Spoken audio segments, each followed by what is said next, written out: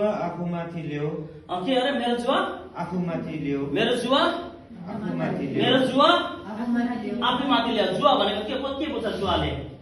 अब अहिले त खै अब जुवाले गोरु जोत्नु छोड्यो है, ट्र्याक्टर मात्रै चलाउँछ फेरि। साह्रो छ अहिले त फेरि।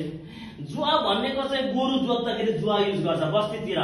बस्तीको मान्छेलाई थाहा छ, अहिले बस्तीमा गोरु जोत्छ पहाडतिर। अब तराईमा त त्यो पनि बस्तीमा पनि आज ट्र्याक्टर लाउँछ, मान्छे छैन काम गर्ने।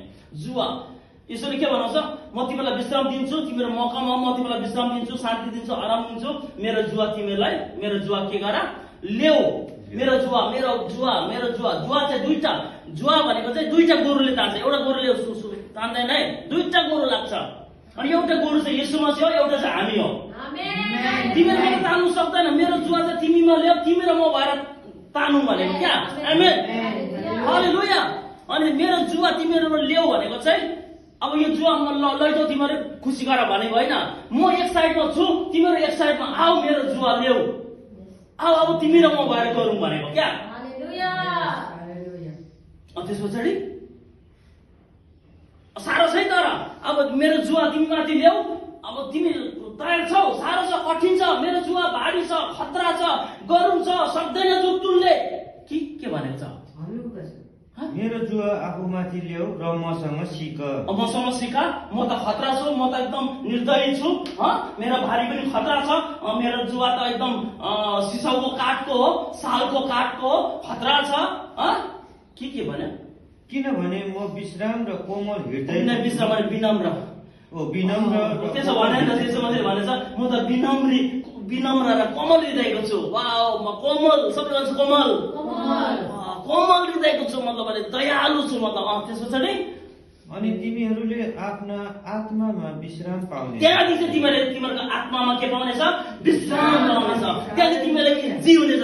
त्यस पछाडि अझै तल, किनकि मेरो जुवा सजिलो छ र मेरो भारी हल्को छ। आमेन, हालेलुया। भारी हल्का छ। तर आज क्रिस्चियन जीवनमा क्रिस्चियनहरूले के भने यत्रो भारी बनाएको छ। अब यहीँबाट प्रचार गरिदिन्छ। अन्त क्रिस्चियन जीवन जिउनु साह्रो छ? साह्रो छैन, सजिलो छ। सबैजना साह्रो छैन, सजिलो छ। कसले भनेको? यीशुले भनेको।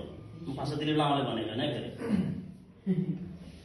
यीशुले सत्य बोलेको होला नि त, मैले झुटा बोल्छ। यीशुले सत्य बोलेको होला नि। आमेन। योना 4:1 भनेको छ, उहाँको आज्ञाहरू चाहिँ कठिन छैन भनेको छ। तर आज क्रिस्चियन मान्छेले उहाँको आज्ञालाई के बनाएको छ? कठिन बनाएको छ। के बनाएको छ? कठिन बनाएको छ। त्यही भएर उहाँ पिता हुनुहुन्छ हाम्रो। उहाँ यहोवा परमेश्वर। आज परमेश्वर होइन, हाम्रो पिता भएको छ नयाँ नियममा चाहिँ। पुरानो नियममा चाहिँ के थियो? परमेश्वर थियो। के थियो पुरानो नियममा चाहिँ? परमेश्वर थियो। गड परमेश्वर, यहोवा परमेश्वर। नयाँ नियममा आएर के भन्नुभयो? उहाँ पिता बनिनु भयो। हालेलुया। परमेश्वर चाहिँ न्याय गर्ने परमेश्वर हुनुहुन्छ। तपाईँलाई जजमेन्ट गर्नुहुन्छ, तपाईँको न्याय गर्नुहुन्छ, तपाईँको इन्साफ गर्छ परमेश्वर। परमेश्वर बदला लिने परमेश्वर हुनुहुन्छ। उहाँ परमेश्वर भन्ने तपाईँले आज प्रार्थना गर्दा हामीले परमेश्वर भन्नुहुन्छ, पिता भन्नुहोस् न। आज धेरै कृष्णमा चाहिँ हे मेरा परमेश्वर परमेश्वर भन्छ। नै पिता। तिमीले प्रार्थना गर्दा यस किसिमले प्रार्थना गर, हे स्वर्गमा बस्ने खतरनाक परमेश्वर भन्यो। के भन्यो? पिता। पिता।